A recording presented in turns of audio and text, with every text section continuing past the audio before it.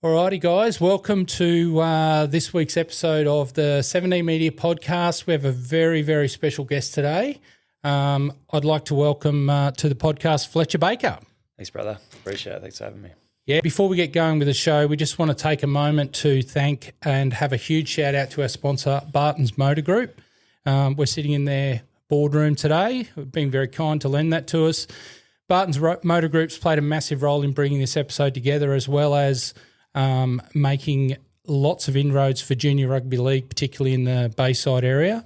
They have a couple of NRL ambassadors, and yourself is one there, Fletch.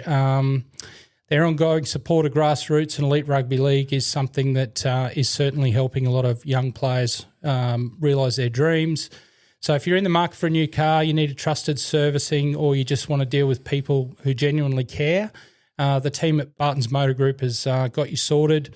And once again, massive thanks for getting you and your other ambassadors coming up on the 17 Media Podcast.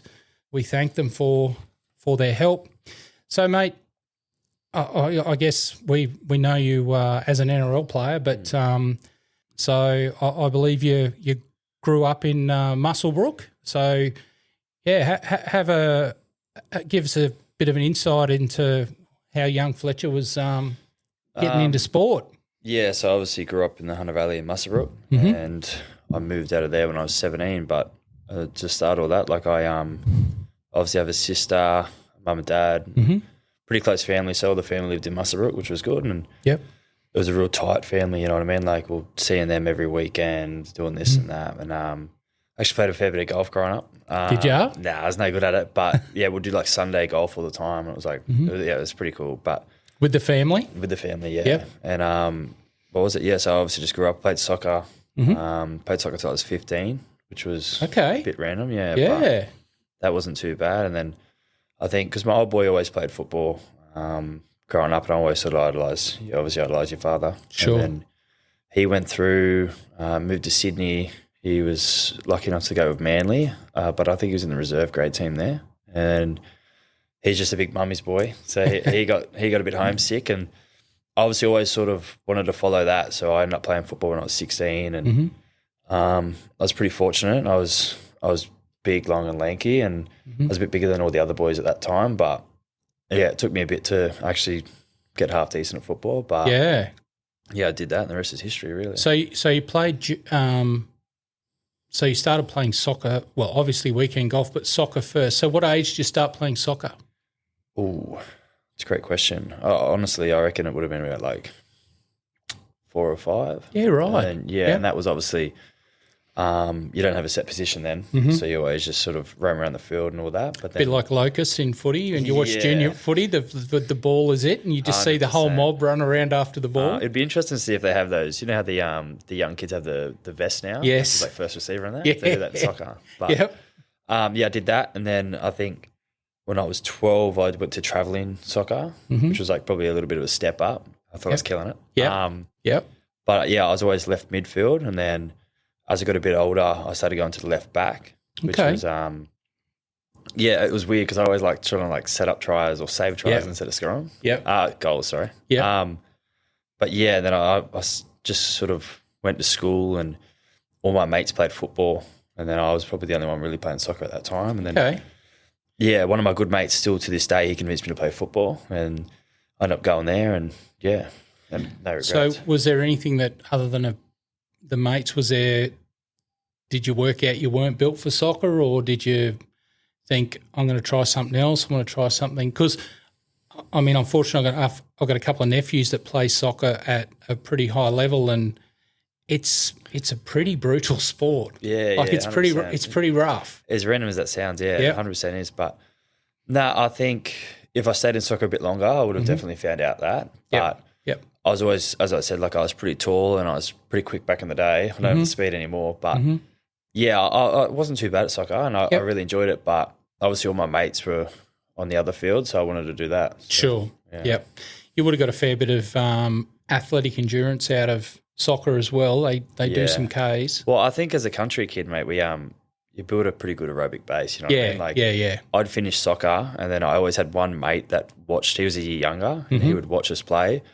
and then we'd get in my mum's car, go past his house, pick up his push bike, Yep. and then on the way home, because it's a little country town, you're going past all your mates' houses trying to find where the BMX bikes are. Yeah, that's awesome. Mate, I reckon, like I was a pretty fit kid because all you did was just ride push bikes out there and just do all that. So it wasn't too bad. Good stuff. So when you first started playing rugby league, who were you playing for? Musselburgh Rams. Yep. So, I started playing for them. And so that was what, 14, 15? 215. Yeah, so I right. went 16 that Boxing Day is my birthday. So I wow. went 16 that year. But so a late start.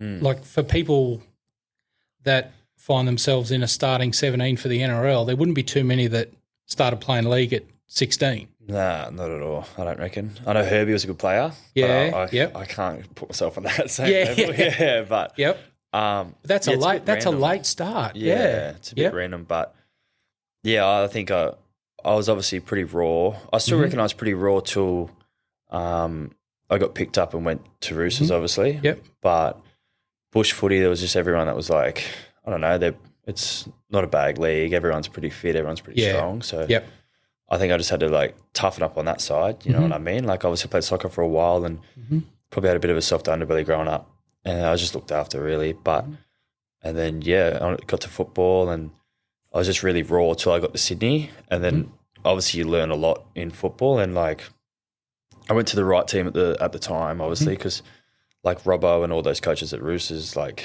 they were all there then. Yeah, 100%. And they really care about like sort of teaching you football and like not just making you good at running, not making you good at D, but like sort of gives you all the little details on that. And like I just find that like I always just wanted to learn, and I think I'd learn a lot of them. So you started playing at 16. You would have had a fairly rapid rise, and were you always playing in the front row? Nah, so I played second row. Okay. And then, so after my first year of 15s, I think it was, I was pretty lucky enough to get into the summer squad for the Newcastle Knights. Yeah. And then, I did all. Anthony Gleeson was the coach then, and he really cared about his players too. Like he was a good bloke. It's funny enough, I ended up going to debuted for Wynnum, the Roos, my first year of 20s. Yeah, so right. Got the call up, and he was part of the coaching staff there, so it was a bit. It was a bit weird, okay. Yep. I didn't hold a grudge because obviously I did the not the Harold Much, the under 15s summer squad, and then did all that. And I had 3 other mates in my team as well. And then I think one of them kept on, and then my mate Paul Dengate and I ended up getting dropped after the summer squad. Yep. And I think I was just I obviously was going to get better and better, but I was still really raw as my first year. Look. So. Yeah, like I say, that some people go their whole juniors to try and get their craft sorted. Yeah. So, and did you play any rep stuff in New South Wales? Yeah. So, obviously I just played like the Group 21, all that. I ended up in my first year I made Group 21, which led me to the summer squad, and then it's a bit of a whirlwind because I go back and forth everywhere. So, I think in 2016. I got offered to do the summer squad again, but I think I was a bit butthurt, to be honest. Yeah, so I ended up going the country way and went through the Northern Tigers and all that. Yep. And it was oddly enough, I'm obviously from Musselburgh, and it was the only year that the comp was ever played in Musselburgh. Yeah, it was actually a pretty big thing. Like, it would have been huge. Sort of thinking about now, it was pretty cool. But we ended up winning all that. Went to, I think it was Mudgee to versus the Bidgie Bulls. Yep. And I'd love to search up and see what players they had because they had some good players too. Yep. So, and we ended up winning that, which was awesome. Nice. And went through that, and then after that there was the whole country team, and I missed out on the country team. And then I think the year later, I went back to the summer squad in Newcastle Knights. So I can't really remember. I'm just sort of that's fine. But I jumped to the summer squad again, didn't make that, and then I ended up going through the way I got picked up to. My manager, which led me to the Roosters, was it was through the school system, and I think I made the Northern team. I think that's... So we're talking Northern New South Wales. Northern New South Wales. Yep. So there's a team before that, and it was like academy or something like that, and I made the academy as a centre, which is like the only time I've ever played centre. It wasn't too bad, and I had I think my winger made me look good because all I do was draw and pass, and he would just run the field. It made me look pretty good, eh? But you probably drew on some of your soccer athleticism for that. 100%. Yep. But I did that, and then obviously made the Northern team from there, and I got picked as a second rower there. Yeah, wow. Which was we versed some good players back then too. Yep. I think we ended up versing Lomax, which he was killing it. Yep. And then there was Cherry, that Bronson Cherry, he was killing it too. And like, I remember seeing those guys, and like you could literally see those guys back in the day, and like you know they're going to play NRL, you know what I mean? Yeah. But did that, and then it got to the New South Wales CHS, I think that's what it's called, and I was unlucky on that, so I didn't get that. But there was some serious teams of like boys. That Teague Wilton, it was me or that Teague Wilton, and then he got picked, and I was like, right. Yeah, you can't be butthurt about that. He's a pretty good player. So, yeah. But did that, and then that's how I met my manager at the time. He's still my manager now, Paul Sutton. Yep. And then I went to. I was pretty lucky, obviously. Like I think I had a lot of potential growing up, this and that. Yep. And then I had a couple clubs that were interested in me at the time, and like my head was falling off. Like I was like, this is couldn't believe it. Never thought that would happen. You know what I mean? Yeah, I can imagine. I've said this in previous episodes. All the young kids that want to get today, they want to get a manager, they want to get a contract, and you know, to be put in the same sentence as some of these clubs, it's just mega for them. Well, so like when I first not started, but I remember like I was doing 16s and all that, and there was this person that was from Musselbrook, he was a couple of years older than me. His name's Jacob Pottinger, and he went up and played for like the Mackay Cutters. Got his apprenticeship. Well, I think he got his apprenticeship up there, and he was doing that and playing for Mackay Cutters, and that's all I had in my head. Like I wanted to do that. I wanted to do that because I never even thought I could play NRL. You know what I mean? Like, always wanted to do that, and then obviously this opportunity come, and my parents, we drove down to Sydney, and it was a rivalry game, so it was pretty cool. So it was the Chooks and the Rabbits, and then Adam Hardigan at the time was a recruitment manager at the Roosters, and I went up there, and it was, I don't know, it's pretty surreal watching all that. And the 20s game was on first, and then they had a really good 20. That was when they won it, the 20s, right. And they had like Manu, Satili, like Victor. They had crazy team. I think so. That was a Holden Cup. Yep. So I think Brendan Fry, one of our previous guests, I think was he played in that team. He rates it as one of his most special achievements in rugby league. They were down at half time, but he said it was some insane speech from the coach at half time, got them activated, and they ran them down. So that was amazing. It was crazy. And then I watched the 20s, and then I ended up meeting Nick Politis that day. Wow. It was a bit crazy. So he came back. He was overseas somewhere, but he came back for the rivalry game because he reckons he doesn't miss those. Yes. Just pretty cool. But loves his rugby league. And I met him, and then they took me down into the sheds to sort of walk through and see the players, like just sort of see from afar. But the whole team was over there, like getting ready. But then there was like Jared and Zane Tenavano. Yes. They were like stretching and whatnot, and like they're prepping for a game. They come up and introduce themselves. Yeah, to me. wow. It's like they're just a real good clubman, you know what I mean? Yep. And obviously, further down the track, I got to know that as well. Yes. But as soon as they were speaking to me, I was like, I want to go Roosters. You know what I mean? Like, so for a young guy that's just getting thrust into it all, that must have left a pretty amazing impression to meet the chairman, meet some of the first grade players. Like, they probably could have put anything in front of you to sign. You would have signed it just because you were like, and I think there's obviously, and we were talking about it before, there's obviously some clubs that do that stuff amazingly, and there's some that just miss the mark. Yeah, I get that. 100%. And the reason I really liked it was obviously it's a cool experience for me, but like they also like booked accommodation, took us to the game, and it was like my parents as well. Yeah, and like I just thought that was really cool because like they would never experience that either. No, and then they got to meet Nick, and then they met Robbo and all that, and I thought that was pretty cool. Yeah. So how and then you obviously through your manager you got signed with them. Yep.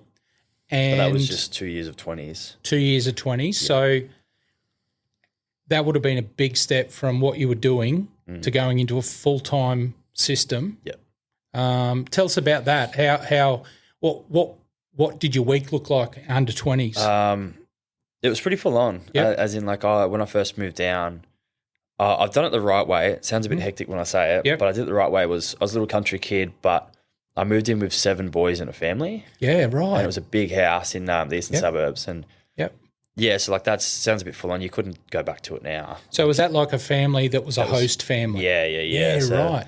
Her name was Aisha and Leon. Cam, and they were legends. Like they did a couple families, so they took like care of the boys beforehand, like Cecily and all those boys as well. And then I went in with a couple boys, and like I'm still good mates with those boys. And funny enough, BBH Bailey Bentley Harpe was in that room as well, and I versed him on the weekend. Oh, really? Yeah. Okay. A bit weird. Oh, but, that's gold. Yeah, so it was pretty cool, but there's 7 of us, and at the start we were sort of trying to find our feet, but like my dad was always big on me, like I had to work, you know what I mean? Couldn't just bum around. And so when I first got there, I worked in the city at Victoria Park. I was like a lifeguard. I don't even know. I was just like, I was like a lifeguard, but then I also worked in the gym. So like, I sort of just got told what to do. And I was like, yeah, sweet. But I did that for a while, and then it was pretty full on. So you wake up in the morning, you go do morning weights, and then I'd go straight from there straight to work. Work till about 2:30, and it was a bit of an awkward time because then I'd go home for like an hour and then go to training, which was at Henson Park. And then we did that for a while, and it was like it's pretty full on days. So I reckon you'd probably just go. What is it? It would be Monday, Tuesday, Wednesday off, and then Thursday, Friday. Right. And then you don't do weights on Friday, I don't think, because that's normally captain's run.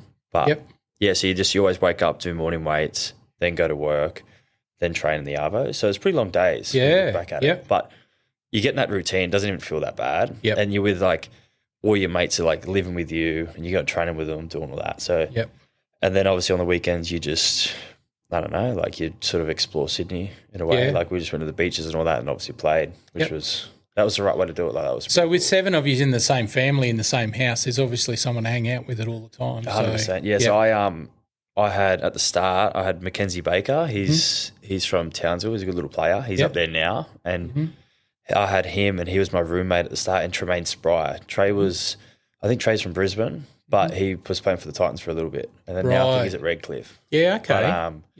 So there's 3 of us in a room, and it was it was just a bit much, but like it was cool because it was like my first time. Sort of felt like I was just having a sleepover all the time. Couldn't go back to it now. I'd be a bit full on now. But I would imagine so now. Things have changed a little bit. I mean, I remember school sports. You'd never stay in a caravan park or a hotel. You'd always go and get billeted out by someone, and you'd be with some randoms. But we had a ball. 100%. We loved it. It's funny that frequency you talk about. Like some of the, as you know, we're all about sort of pathways, and we talked to John Buchanan from the Seagulls over there, the coaching director, and you know, guys that are rocking up to training and doing an hour twice a week for club, and then they jump into, like, say, Rep, Mal Meninga, Cyril Connell. They're doing 3 2-hour sessions a week. There's obviously a lot of stuff, extras, and that you need to do to make it in rugby league. Did you find once you got to that transition, then moving to full-time NRL, was that another step again? Yeah, 100%. So I did 20s, and I was playing second row at 20s the whole time. And I was just enjoying my football and enjoying Sydney, you know what I mean? Like I sort of just moved there. All my mates who just turned 18, so like, it's good fun. And then over the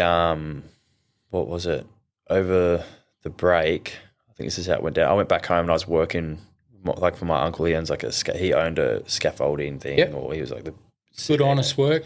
Yeah, and I was a little yardie. It was crack up, but I did that, and then I ended up getting a call from Robbo, and he wanted me to till Christmas, like a train and trial. And like I was like, fuck, head fell off. How good? Yeah, how good? And then that was the toughest time, man. Everyone talks about how like Madge has hard pre-seasons and all that, and don't get me wrong, he does. But I was a little second rower, not little, but like lanky. And when I first got there, and I had a meeting with Robbo, and he's like, "Oh, mate, like your attributes, this and that. Like I see you as a good middle." And I was like, "Oh," and I was like, "Oh, okay." And then they're real big on their wrestles, so they do wrestle Tuesday, Thursdays, and then obviously if you look at the the cattle they had then, like it was like Jared, like Zane Tanavano, Siwa Tokiaho. Yeah. And then there was some young boys like Josh Curran was there at the time, and then Pawasa, Farmasili, and it was just some tough young boys. And then I was getting smoked every wrestle, like it was it was full just on. chuck me in the deep end hard. And obviously at second row, like in 20s, it's a lot of like I think 20s is who can everyone can attack, is who can defend the best, you know what I mean? So like if you look at 20s, it was at that time, I don't know about now, but it was always like 36, 38 or stuff like that. And then I think it was just like, I got chucked in deep end. Roosters is a big defensive club, so like, it was tough as preseason. And then we had a wrestle camp on the last day, and then halfway through that wrestle camp, Robbo's like, we were just about to have lunch, and he goes, mate, come see me after lunch. And then I didn't even come see him after lunch because we had lunch, and then we went straight to like the next day, straight to the next thing. And then like I saw him at the at this wrestle gym. He's like, mate, what are you doing? I'm like, oh mate, like sorry mate. I was flat out, but that was cool because then he said he wanted to keep me on for the whole preseason. So I went home and I was like, I was over the moon. I can imagine the feeling that would be, mate, after. It was awesome. And then, so then I obviously did all January as well. I think I went to Queenstown too. Yeah, I did. I went to, you see now how the Roosters do the Queenstown camp. Did the Queenstown. That was the first away trip with the boys too. That would have been pretty wild. Oh, it was just a cool experience. And that's half like bit left of field right now, but that's like I love football for those experiences. You know what I mean? Like, obviously to play football as a job's awesome, but then the experiences you get to do as well. Like pretty awesome. Yeah, 100%. Like I went to Queensland a couple of times with Roosters, Byron, and then I was lucky enough to go to America last year with the Bronx. So it was like, it's crazy to see what football can do for you. But, well, that's it. And their money can't buy experiences, and their money can't buy access. And like you can, obviously you can use money to like go overseas, but then you're not with about like 20 of your mates. You know what I mean? Totally. Like it's a big old dream, eh? But. And you know, like you can't buy sideline access to the game. Like you guys get the best seat in the house. 100%, yeah. So tell me about wrestling with Jared Warrior-Hargraves. All those boys, yeah. That would have been hectic. Yeah, 100%. Like the way he trains is the way he plays. And like like you'd learn a lot off him, but like just of how he carries himself as a person. And I think Angus Crichton's the exact same. Angus trains. He fucking trains hard, bro. Just to see like the standard of how it is. Like everyone will be having a laugh, this and that. They still have a laugh at training, but like when you train, it's time to go. You know what I mean? And like, it's game on. That took me a little bit to get used to, and obviously I think you got to be very professional to be training like that because you got to recover well. You got to do all this and that, right? But like, those boys, like, and like Victor was like, he's just the hardest trainer as well. He's obviously a little bit tapped. He just plays the game so tough, doesn't he? Like 100%. they all do. The Roosters have got a real hard edge to their forward pack all the time. But JWH is just some of the clashes that we've witnessed with him over the years is insane. He's a tough trainer. That Zane Tanavano was real. He's a real tough trainer, and he was. I think he was only there for a year or two when I was there. But he was like Jared as well. Like they train how they play. I think I learned a lot, and I want to like sort of play how Lindsay plays. Lindsay was sort of he was obviously started preseason.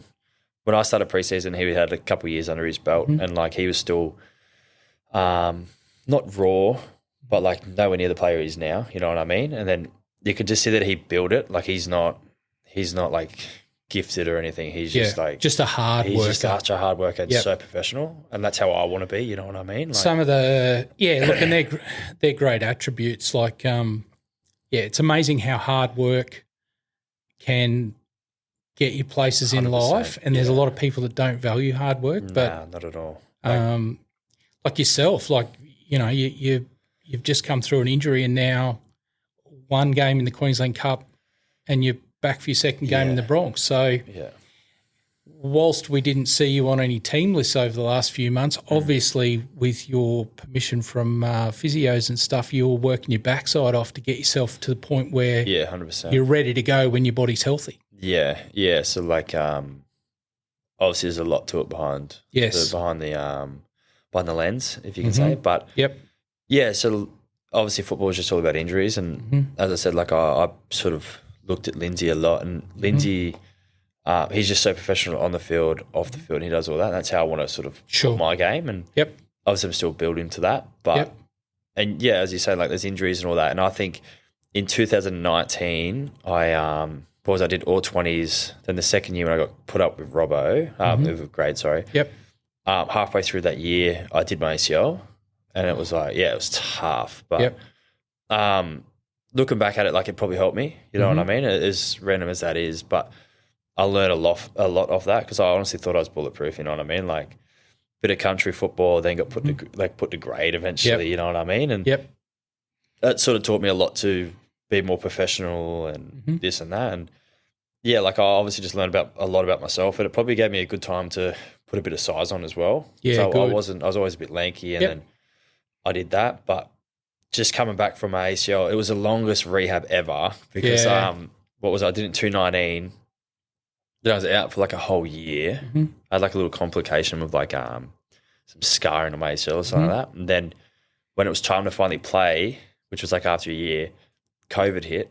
Oh, so it turned it off. Yeah, so it was terrible. But it took a while for me to finally get back. But when you finally get back, like it's, you know what I mean? Like that's why you do it. Oh, I can imagine, yeah. Yeah, like even the game on the weekend when I was, like I wasn't even nervous. Like I was half excited. Then obviously we were pretty unfortunate. Like Latrell really turned it on. But we lost. And Madge was just telling us, giving the end of the game, you know what I mean, what his thoughts were and that. And like everyone was pretty bummed out, but like I was, obviously I want to win, but I was pretty stoked just to be out there. I can imagine. You know what I mean? Like, just obviously with this injury, like I did the whole preseason. Yes. And then the scrimmage before the trial that week, I hurt my knee, and I was just like, no way. Yeah. But and that is brutal, and it's, I guess, a hazard of the job.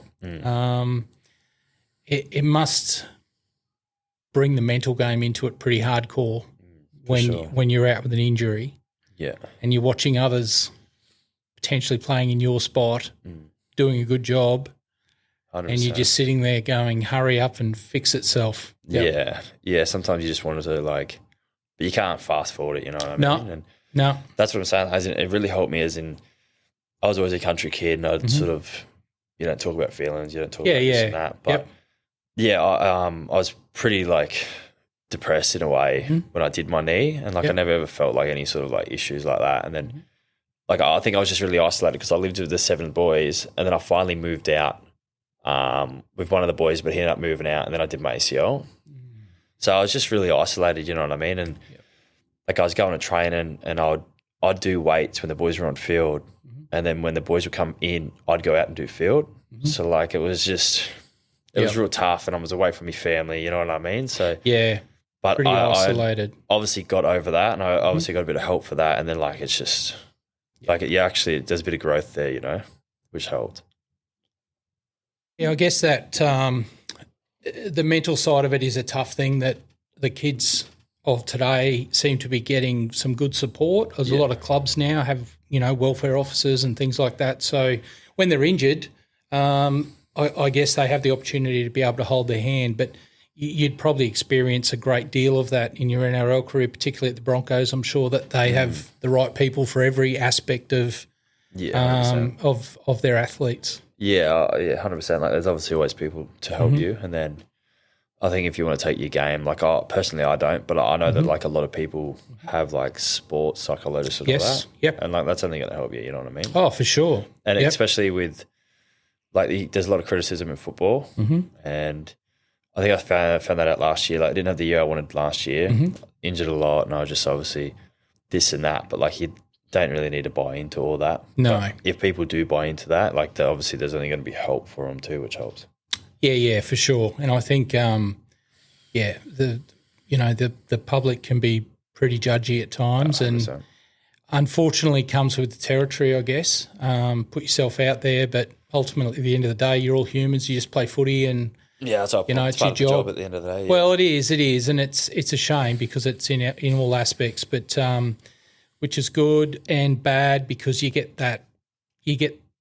some. I can imagine you get some amazing things from your fans and feel good and just would be awesome to get to the front and two rows at Suncorp Stadium, packed house. Yeah, team's going well, you're winning, but then again, there's also that dark side to it, which. Oh, if you're in the spotlight big time, I reckon it'd be like for people sort of like I'm not really in the spotlight, you know what I mean? Like, and like I don't really see it too much, but if you're in the spotlight, I'd imagine that would be tough. Yeah, you know what I mean? But it sure would be. So, what's the main thing that you could say to like young kids now that on that journey that you're on? What would you say to them just in terms of them trying to realise their goals? Like what are the key attributes that you reckon work for young guys and girls playing the game?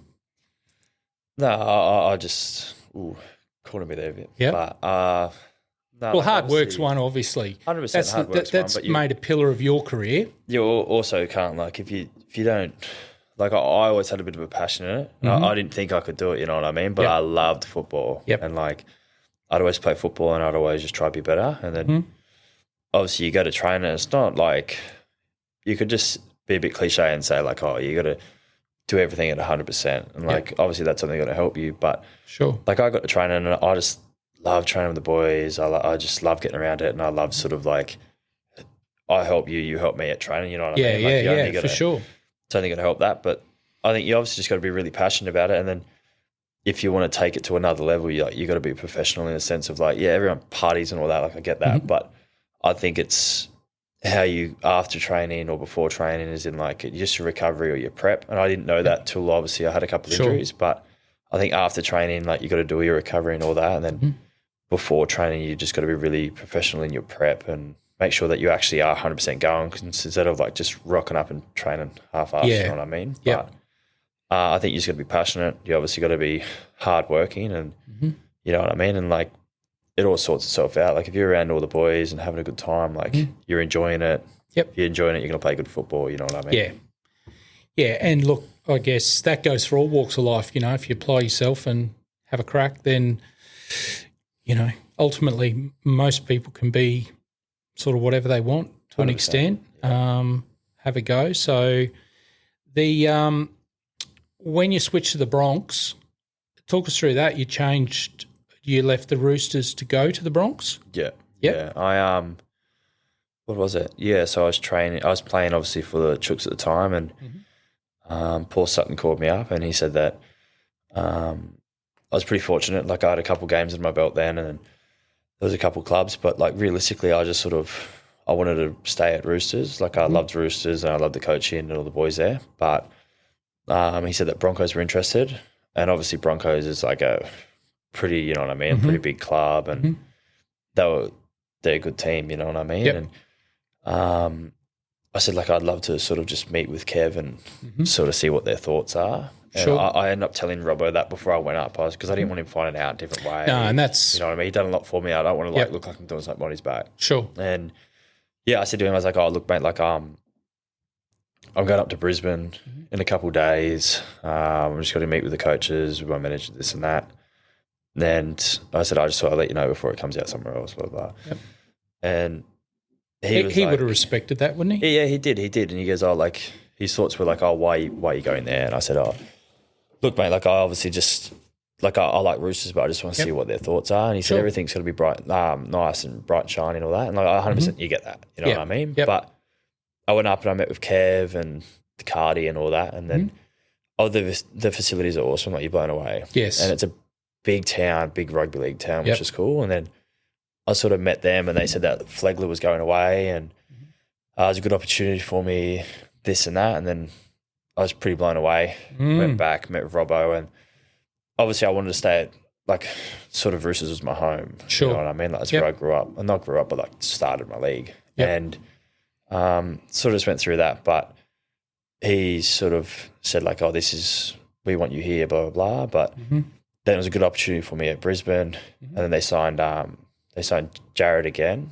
which is like, obviously he's a club legend. You do that. And then they signed Spencer. And then I just thought like if I wanted to take my football to where I want to get to, and like I'd love to be starting front row. Sure. Yep. I ended up going to Brisbane, and couldn't believe I did it because like a little country kid, like a big move was Sydney, and then I ended up going to Brisbane. But there's no like, can't look back now. Like I love this club and I love this town. You know what I mean? Yep. And all the boys are good, and it was a big change at the start. I bet it was. I still lived with Jock Madden at the time. Yes. And obviously he's with the Broncos, but we went to school together and all that, so that helped massively. You know what I mean? But he wasn't there the first 2 weeks of preseason because like some of the boys, they went to the GF and all that, they didn't come. So I was with all the younger boys, and it wasn't too bad. But I probably prefer it that way because then I could actually meet everyone. You know what I mean? On your own. So it wasn't too bad. Good ambassador for Bartons as well, young Jock Madden. So we'll catch up with him at some point. So now you've got a little bit of a side business going. Yeah. Talk to us about that, and it's a very interesting one. Yeah, it's a bit left of field, isn't it? But so my best mate Ben Talty and I, we've been pretty fortunate. I've travelled a little bit in the off seasons, and we went and did all the Europe in 2022, I think it was. And in 23, I was obviously just signed with Bronx. Couldn't do a big trip, you know what I mean? You had to go back, and I wanted to but we did more of a wholesome trip, hard to pack for because we ended up going to Egypt. Wow. And then we went to Switzerland and Budapest. It was the most random trip ever. Yeah. But, we didn't really want to, it was just us two, and we didn't want to party and make the wheels fall off. So we said we'll go more wholesome and then we'll do that. But when we went to Egypt, I was always pretty interested in all that. And then we did that, and we went through to, what was it like? It was like a perfume, cologne, making class or whatnot. Yep. And it was a bit unique, a bit niche. And then Australia doesn't really have oil-based perfumes and all that. And then we were just blown away, and we always wanted to do some sort of business. Yeah. You know what I mean? And then sort of had a laugh. We're like, oh, why don't we do this, blah, blah, blah. And long story short, we ended up doing a business that's called Nefertum. Yep. And we have five scents now, which is pretty cool. And I got a lot of the Ben got a couple of the Knights boys to to give it a little shout out, and I got some of the Bronx boys. Yeah, good. Yeah, so it's pretty cool. And it started out as a bit of a hobby, but now you take a bit of pride in it because you learn a lot how to do everything, and obviously we're still learning and we still want to grow, but so Nefertum's out there, which is pretty cool. Well, that's good. And out of the Nefertum range, you've got 5 scents. We've got. Have you got dedicated male, female? Yeah, so there's a male scent, which is papyrus. Yep. And then the female scent is Secret of the Desert, which is a floral. But then we had the 3 other scents, which is Harum Vanilla, which is that's a unisex. Yep. Sakara Spice is a unisex, and then the new one that just come out, I think it was about 2 months ago, which is Cleopatra, which is more of a fruity one, which is that's probably my favourite one, to be honest. Okay. It's beautiful. I have to bring one in. Yeah, absolutely. Well, head. I'm also excited to say that you're going to come on and be part of the show, which is excellent. So it's pretty mad. We'll keep talking about that going forward, 100%. And that's just a unique thing, like you say, left of field, but of all the startups and all the side hustles and everything that's a unique, exciting. 100%. Yeah, and I like that it's. I like that it's a bit different because you can't really copy and paste other people's ideas. No. You know what I mean? And Ben Talty did a lot to do it, which is obviously the business partner of it. But he did a lot, and he's always given ideas, and he wants to do it as a full-time job. Cool. He's so invested in it, and so am I at the start. At the start, it was more of a hobby. Yeah, and then you actually start to learn and grow, and then the social networking side of it, which is awesome. So we I met with Clayton Williams the other day, and he owns Stock Exchange and.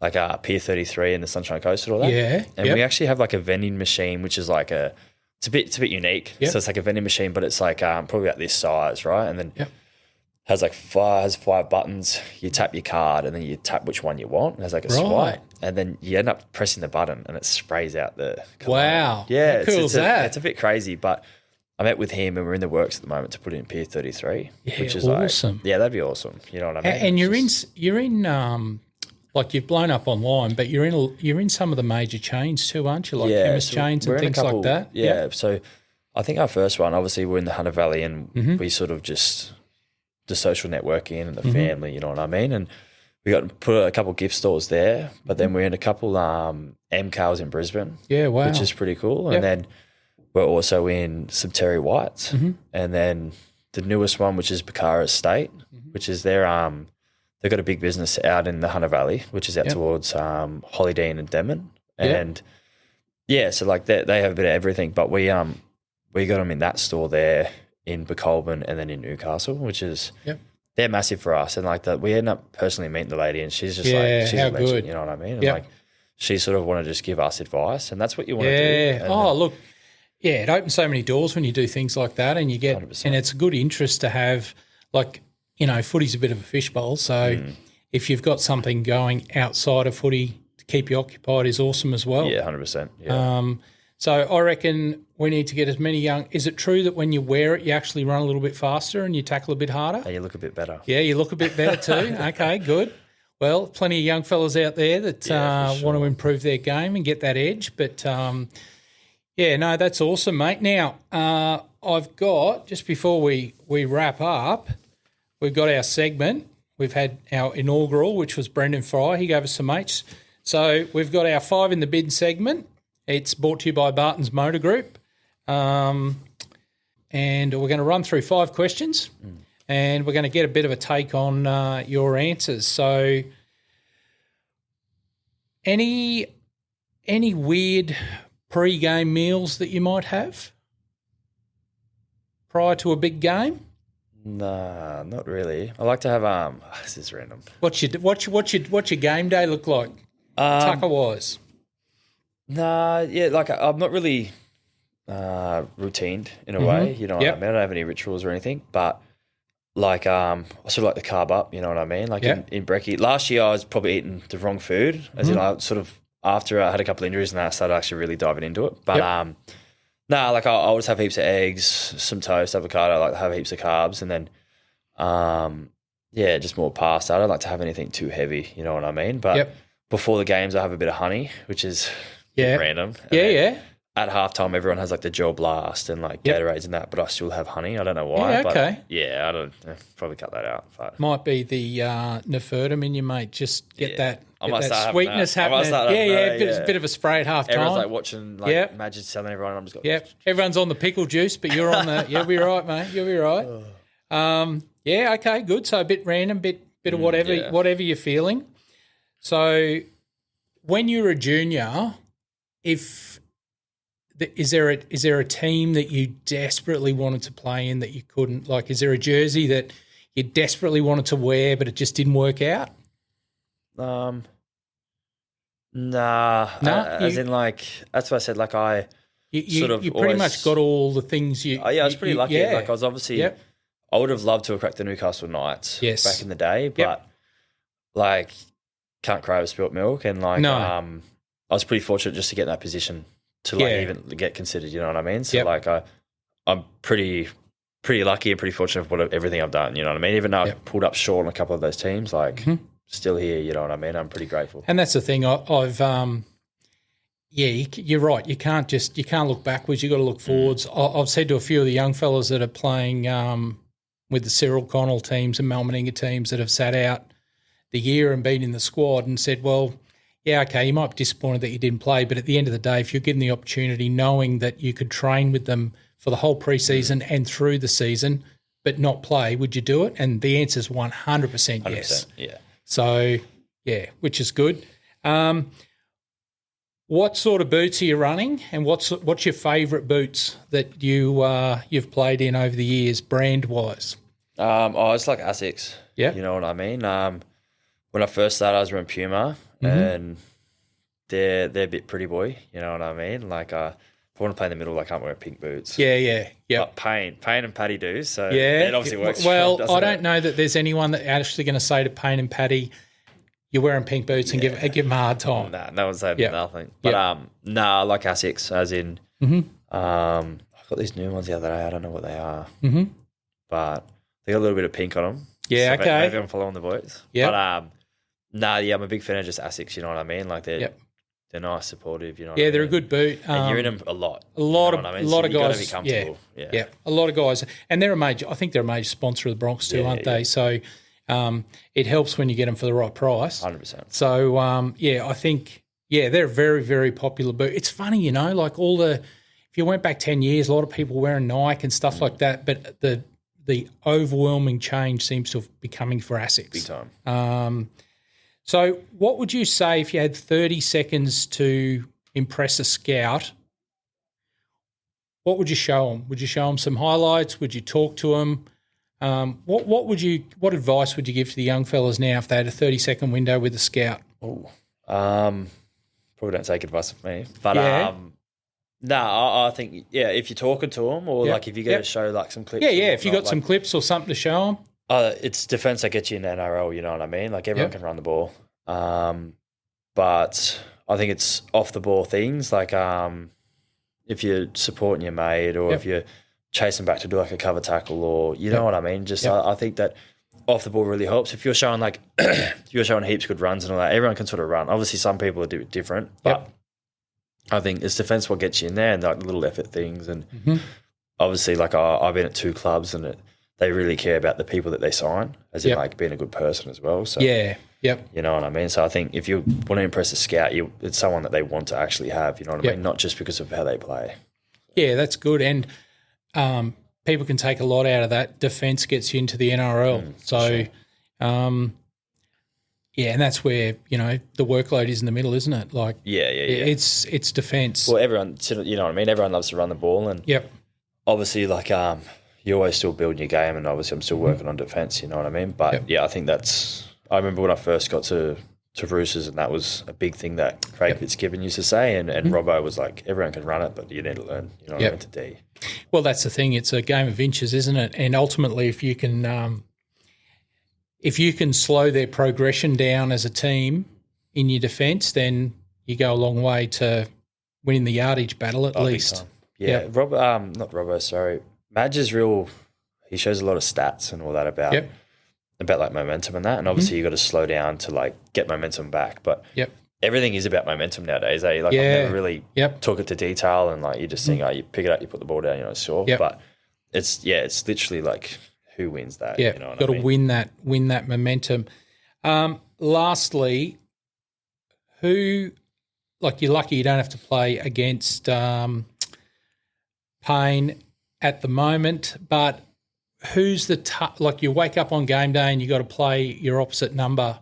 Who's the toughest and hardest to tackle? Like when you go, I'm going to have some extra Wheaties today because for like another team, another front rower in the comp. Who do you find? You know you got your work cut out when you're up against them. You'd hate Payne, wouldn't you? Yeah, just Payne and Caro would be tough, and you can't play yourself.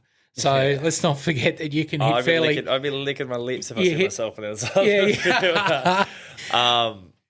No, I'm not too sure. Obviously, there's some that I'm a big fan. I'm glazing right now, but I'm a big fan of that Joseph Tarpany.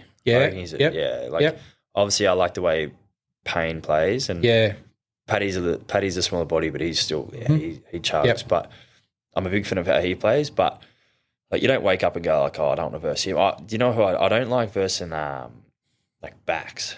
Yeah, like when you see someone like they can step you, like a Toto or someone that's real steppy, like you hate that because like it's hard. You don't want to. They can make you look ordinary quickly, can't they? Like, you don't want to be.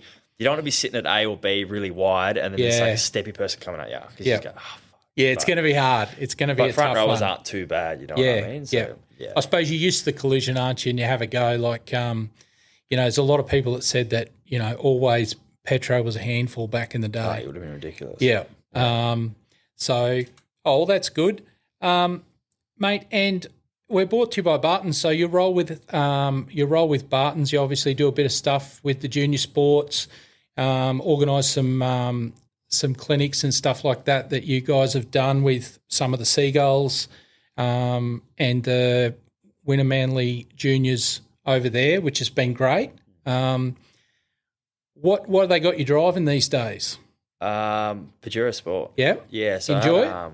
Yeah, I reckon it's the best car I've had. Yeah, You know right. what I mean? Okay. Like, I remember when you showed me the car. Yep. And like, I never wanted a big car. Yeah. Because I always had in Sydney, I always had like a little car. And it's just like, I'm not really a car person, you know what I mean? But yeah, I reckon hats off. It's a great car, eh? Like obviously we call it the Oink Express because all the middles at Broncos, like we all call ourselves the pigs. And And like, I'm sort of like, I just love getting around the boys all the time. So like, I'm always driving. And then cool. We literally had like a bowling.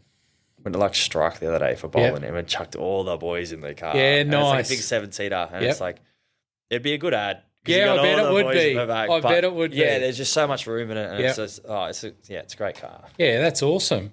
Well, I guess you're going to work your way through the Bartons fleet and see some different ones and 100%. And go from there.